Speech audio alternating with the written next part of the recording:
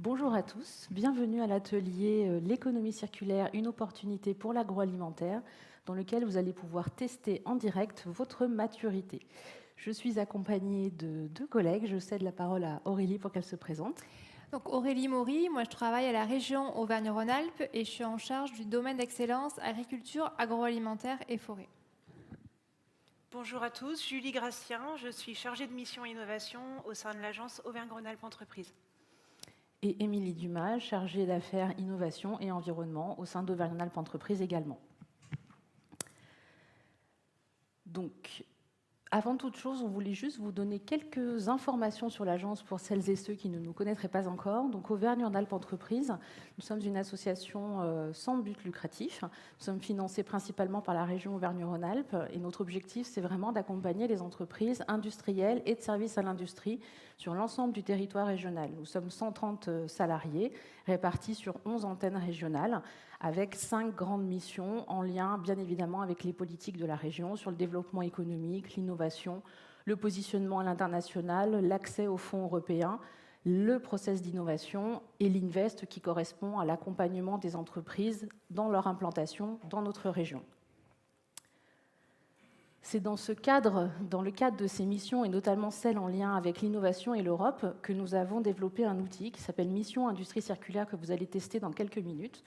Cet outil s'intègre dans un programme européen qui s'appelle Circular 4.0, qui s'intègre lui-même dans un programme européen en lien avec Alpine Space, qui regroupe 7 pays de l'arc alpin, dont l'objectif est vraiment d'accompagner finalement les citoyens et les entreprises dans des missions plus vertes et dans l'amélioration de la qualité de la vie des citoyens. Donc c'est vraiment un accompagnement orienté à la fois entreprise et humain. Et ce programme Circulaire 4.0, il a une spécificité, c'est vraiment d'accompagner les PME industrielles dans leur transition vers l'économie circulaire en exploitant le potentiel des outils numériques. C'est là un petit peu la subtilité, ce n'est pas que de l'économie circulaire, c'est de l'économie circulaire et du numérique.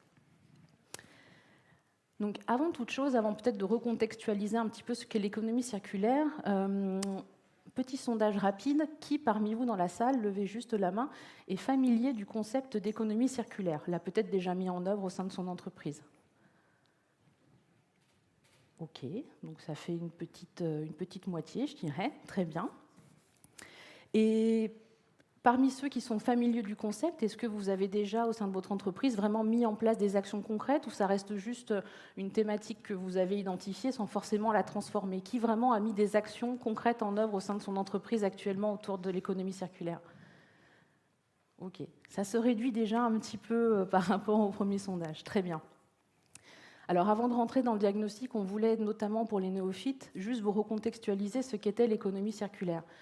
Donc l'économie circulaire, ça a été une logique qui est venue avec le temps. Vous savez qu'il y a plusieurs dizaines d'années en arrière, on avait une économie plutôt linéaire. J'extrayais les matières premières, je produisais un produit quelconque, ce produit était vendu, utilisé, jeté. On ne se posait pas plus de questions que ça. Et puis avec le temps, on s'est dit, tiens, est-ce qu'il n'y aurait pas une réflexion à avoir quand même pour recycler mon produit? Donc il y a eu toutes ces démarches de création de filières de valorisation, réutilisation, réemploi, recyclage qui se sont créées. Et puis, depuis quelques années, on se dit, mais est-ce qu'on ne pourrait pas finalement aller plus loin? Est-ce qu'on ne pourrait pas repenser tout le cycle de vie du produit? Est-ce qu'on ne pourrait pas créer un maximum de boucles pour ne pas penser que recyclage, mais peut-être penser aussi à diminuer, pourquoi pas, les déchets, la production de déchets, en optimisant la conception de son produit? C'est de là qu'est née en fait l'économie circulaire, et c'est comme ça que le concept s'est construit. Et aujourd'hui, donc, on a ce diagnostic qui a été construit autour des 7 piliers de l'économie circulaire, que je vais vous présenter très rapidement. Et je vais essayer aussi de vous donner quelques exemples dans le domaine de l'agroalimentaire pour vous expliquer de manière un peu plus concrète comment ces concepts peuvent s'appliquer chez vous. Donc un des premiers piliers de l'économie circulaire, c'est tout ce qui va être lié à l'approvisionnement, à la création de supply chain durables. Donc là, on va retrouver tous les principes de circuits courts, d'approvisionnement locaux, dans des fermes de proximité, si possible bio, avec des cultures qui sont raisonnées, avec des pratiques agricoles qui sont durables. Donc là, on peut noter par exemple qu'en région, qu'en tout cas la région Auvergne-Rhône-Alpes est la deuxième région de France en termes de surface agricole utile qui mène une agriculture biologique. Donc ça montre quand même qu'en région, on est assez avancé sur ces questions-là. Et donc on a quand même moyen d'avoir un approvisionnement local durable. Un autre pilier de l'économie circulaire, c'est l'éco-conception. Donc l'éco-conception, là, on travaille vraiment sur le produit en lui-même. Dans l'agroalimentaire, on pense souvent à l'éco-conception autour des emballages. Limiter les emballages, utiliser des matières plus durables, plus renouvelables, utiliser moins de matières aussi, éviter le suremballage. Mais il y a aussi un autre volet de l'éco-conception qui peut concerner plutôt les recettes, cette fois-ci.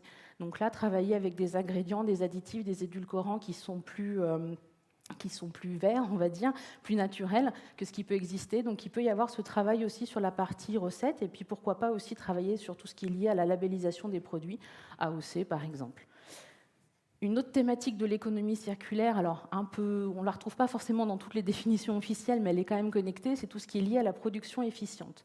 Sur la production efficiente, donc là, on va retrouver tous les aspects d'efficacité énergétique et d'efficacité du process en lui-même.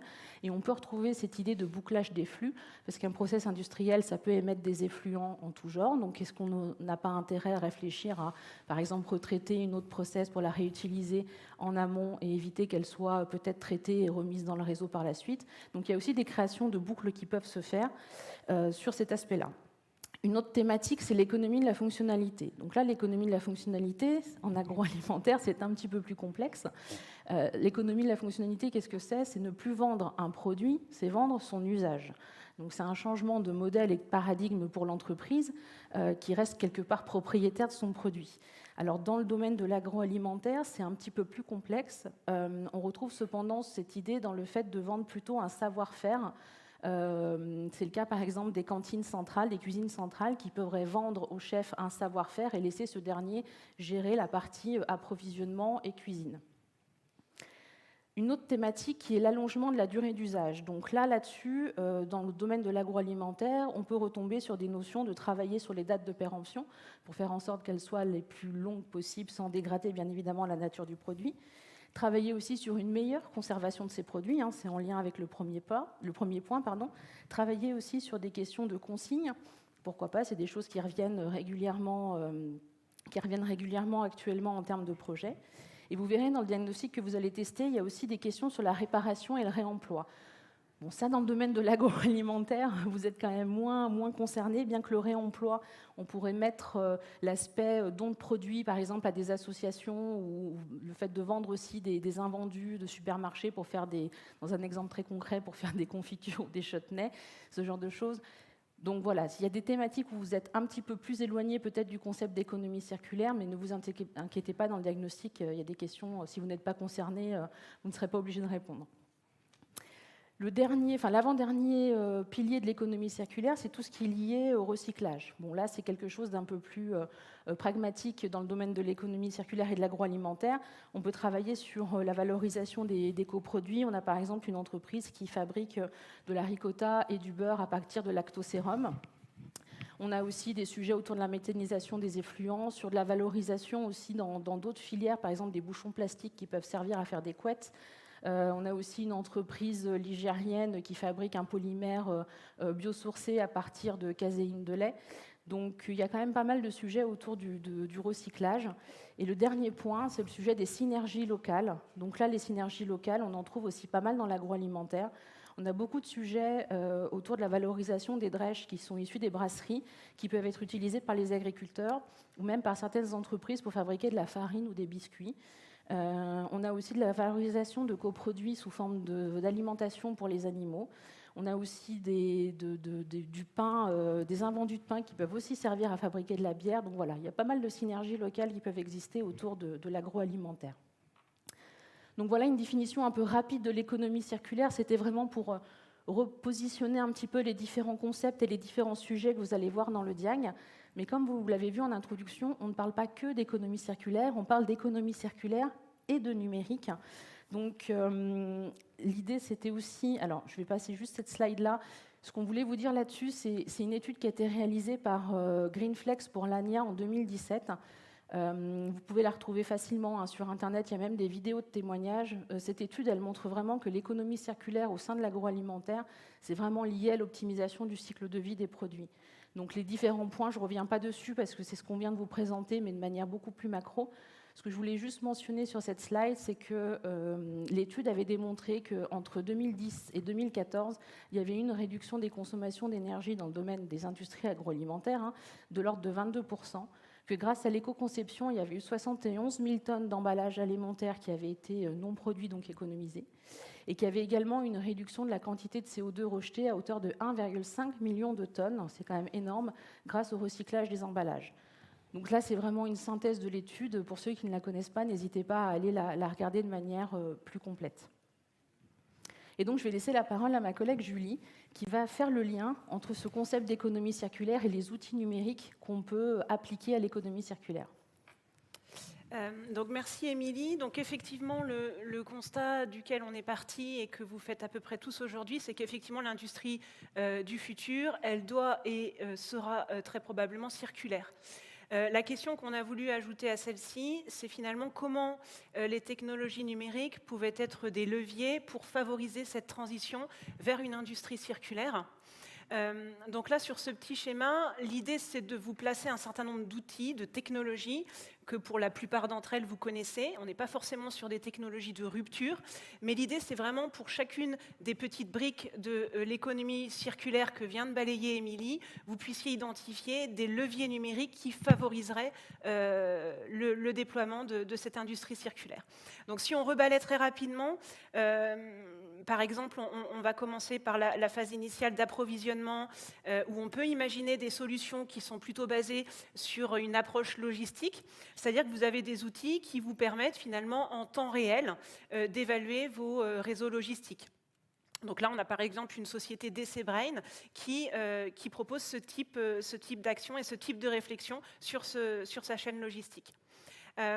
Sur la phase suivante, qui est plutôt axée éco-conception, on a aujourd'hui un certain nombre d'outils qui sont à disposition. Alors certains sont en accès libre, d'autres proposent des accès payants.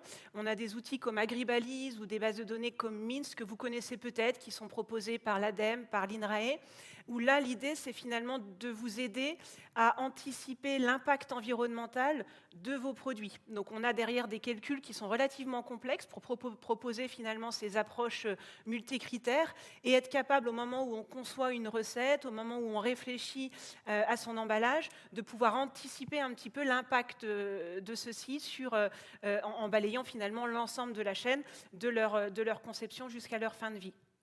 Sur l'outil de production, c'est également assez parlant. Là, vous avez des solutions qui ne sont pas forcément teintées économie circulaire au moment où on les déploie, mais qui ont un vrai enjeu économie circulaire derrière, finalement, tout ce qui va concerner l'optimisation dans la gestion des ressources. De vos outils de production, dans la gestion des matières. On avait ce matin une intervention, par exemple, d'Optimistic, qui propose d'utiliser les données concernant vos procédés de production pour pouvoir limiter les pertes matières. Alors ça peut être au moment des étapes de lavage, ça peut être par rapport à des rebuts de production. Donc finalement, cette traçabilité de l'information va permettre de s'inscrire dans une économie de matière. Sur l'usage, on peut imaginer de réfléchir directement par rapport à votre outil de production.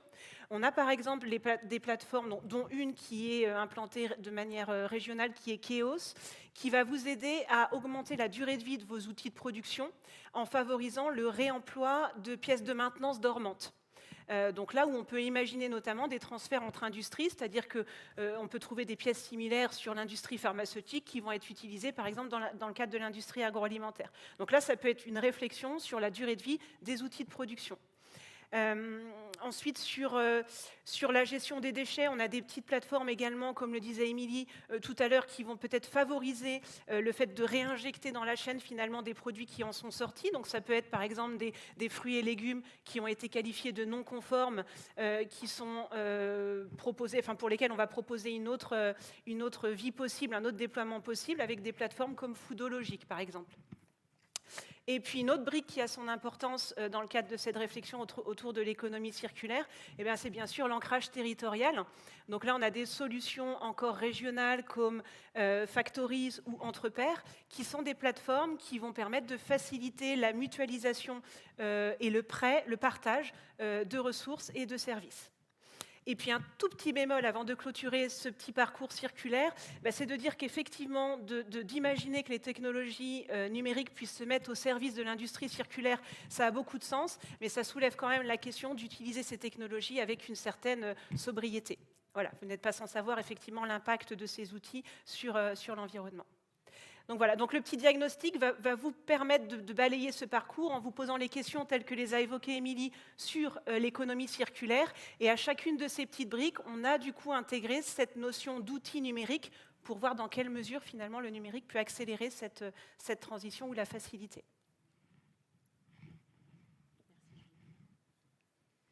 Alors, il est temps de passer à l'action. Juste quelques petites informations, quelques consignes préalables. Déjà, pour vous accéder au questionnaire, pour vous connecter, il y a 3 méthodes. Vous avez au bord des chaises, vous avez un QR code. Vous pouvez le flasher. Vous allez accéder directement. Alors, c'est un petit document à faire passer. Il n'est pas sur toutes les chaises. Vous pouvez accéder directement au diagnostic. Vous avez dû recevoir aussi ce matin un mail de ma part avec le lien de connexion directe.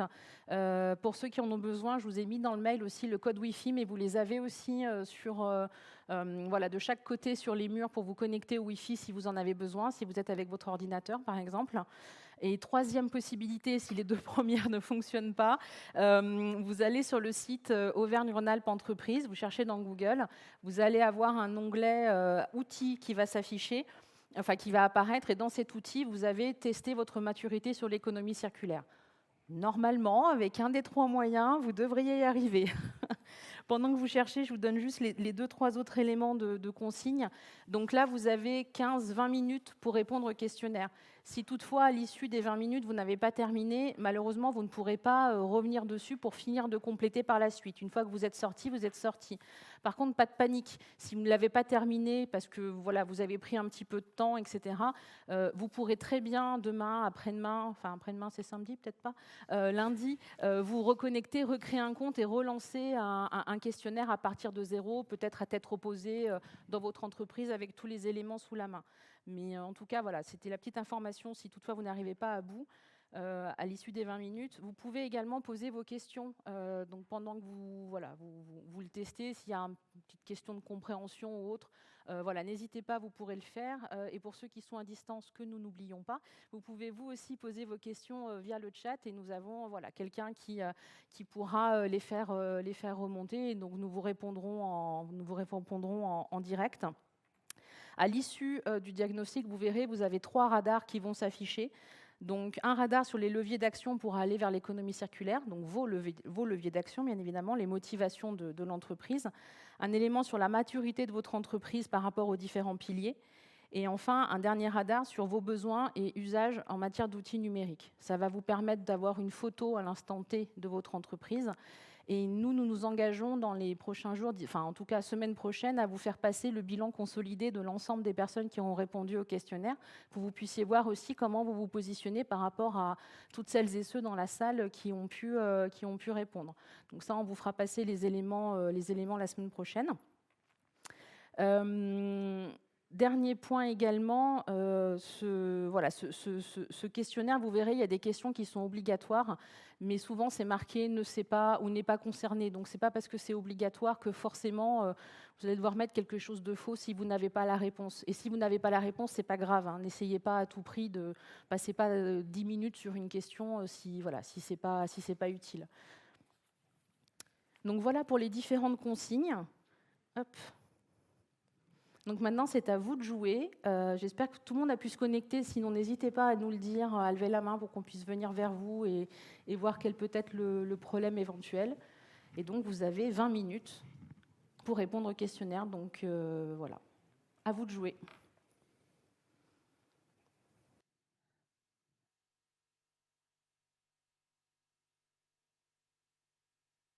Super. Donc, merci déjà d'avoir joué le jeu et d'avoir participé. On va vous donner quelques résultats. Aurélie, peut-être Oui, alors quelques résultats. Sur la première question, votre niveau de connaissance sur l'économie circulaire. Alors, on se retrouve à peu près au même résultat que la salle, c'est-à-dire 50% une bonne connaissance et 50% pas trop. Ensuite, autre élément important, les motivations pour aller vers l'économie circulaire, on retrouve la conscience environnementale. Et sur une question plus particulière liée à l'approvisionnement, sur l'utilisation de critères environnementaux dans la sélection des fournisseurs, 60% l'utilisent et 40% ne l'utilisent pas encore ou envisagent de l'utiliser. Voilà. Merci pour ces premiers résultats à chaud. Julie, peut-être sur la partie outils numériques ? Alors, 2 petits retours qui sont très intéressants effectivement sur le numérique. Donc, auriez-vous besoin d'outils numériques pour identifier des sources d'approvisionnement ? On a quand même 60% qui sont intéressés pour réfléchir au sujet. Et un constat également d'un intérêt assez marqué, donc 40% qui sont intéressés d'explorer le sujet sur l'utilisation du numérique dans la gestion des déchets et de manière plus globale dans l'identification de solutions de valorisation. Merci beaucoup, Julie. Donc ça montre qu'il y a quand même un réel intérêt et une réelle connexion entre l'économie circulaire et le numérique. En tout cas, vous l'avez montré avec ces premiers résultats. Comme je l'ai indiqué tout à l'heure, on vous fera passer à l'étude plus détaillée et plus complète. Pour donner suite à ce diagnostic, parce que c'est bien beau de faire un diagnostic, mais qu'est-ce qui se passe par la suite ?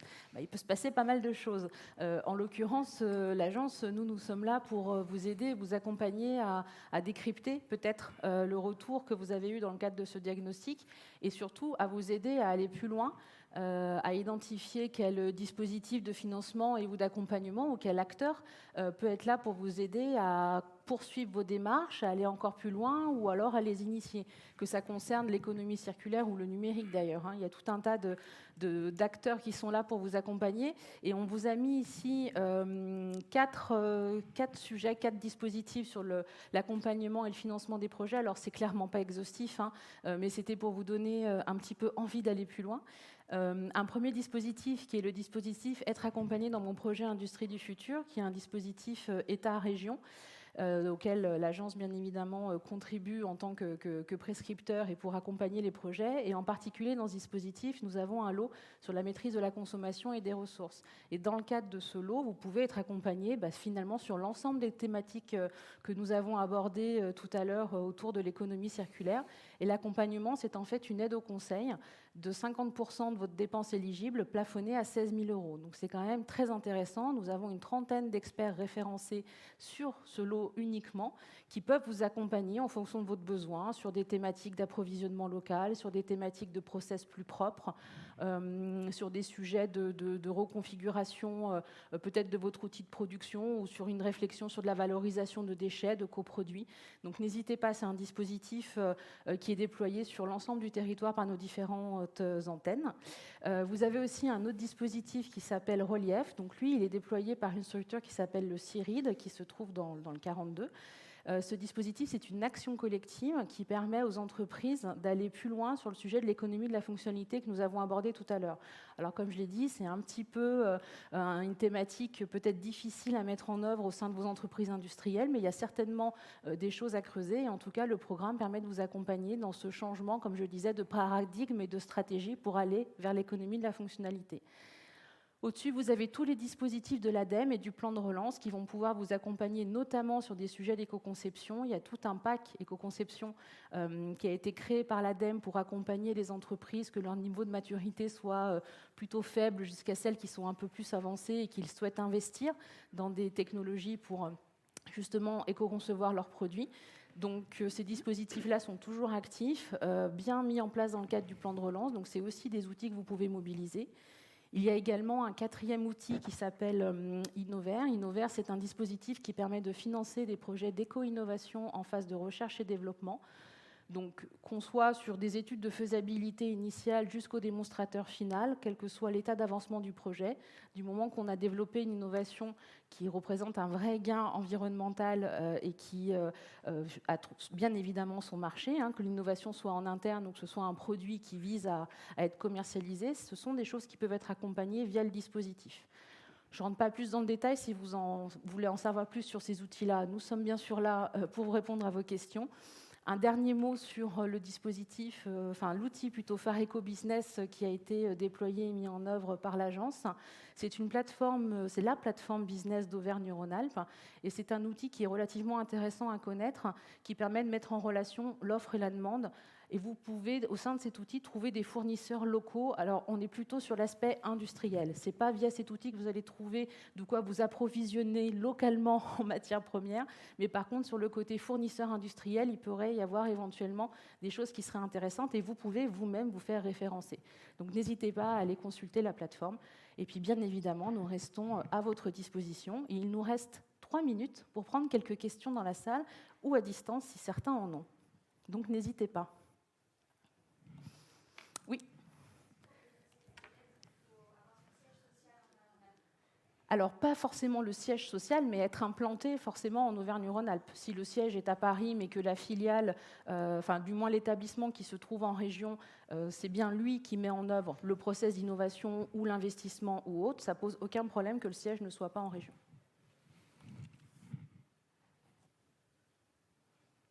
D'autres questions? Tout était très clair, c'est parfait. Oui, Jenny, tu as une question sur... Ah, allez-y, monsieur. En fait, la difficulté, c'est de faire le premier pas dans cette démarche. C'est-à-dire quand on a des appros qui sont que internationaux, depuis des années avec des filières, installées sur un marché où les prix sont contingentés par la grande distribution, on ne décide pas du jour au lendemain qu'on ne va plus acheter du beurre partout en Europe, mais qu'on va prendre du beurre de Jersey. Enfin, ce qui serait intéressant, c'est qu'on puisse être un certain nombre d'industriels, et peut-être vous pouvez jouer justement je sais pas comment, les go-between, c'est ça, on dit comme ça maintenant, les entremetteurs. Je pense que ce serait intéressant qu'on puisse avoir sur nos territoires la possibilité de se rencontrer pour échanger sur les petites actions que font chacun qui permettent de progrès. Parce qu'en fait, on est dans une espèce de mode.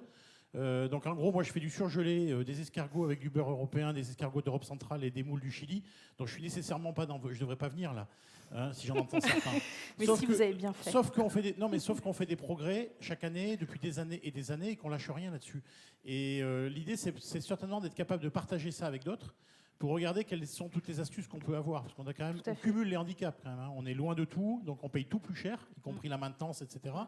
L'énergie demain, enfin, etc. Donc je pense que de ces journées, ce qui serait intéressant, c'est que vous puissiez créer des petits groupes de réflexion communes pour qu'on regarde ce qu'on a fait dans l'éco-conception de l'emballage, sur ce qu'on a transformé, enfin, etc. Parce que sinon, si on est juste dans la mode, on n'y arrivera pas, quoi. À un moment, on va s'épuiser et puis on n'y arrivera pas. Mais c'est une très bonne idée et on note le point parce que je pense que c'est quelque chose qu'on peut mettre en place sur nos territoires en local. Tout à fait. Pour rebondir sur les questions de l'emballage, il existe un groupe régional du réseau consigne pour réfléchir à l'emballage primaire, secondaire et tertiaire, autant dans vos approvisionnements que sur les produits que vous mettez sur le marché, afin de passer au réemploi avec des systèmes de lavage en local. Voilà, le réseau consigne. Vous voyez que vous avez bien fait de venir.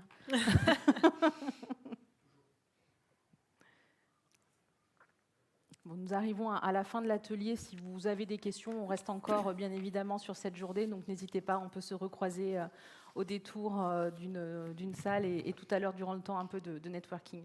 Je vous remercie beaucoup, je vous souhaite une bonne fin de journée.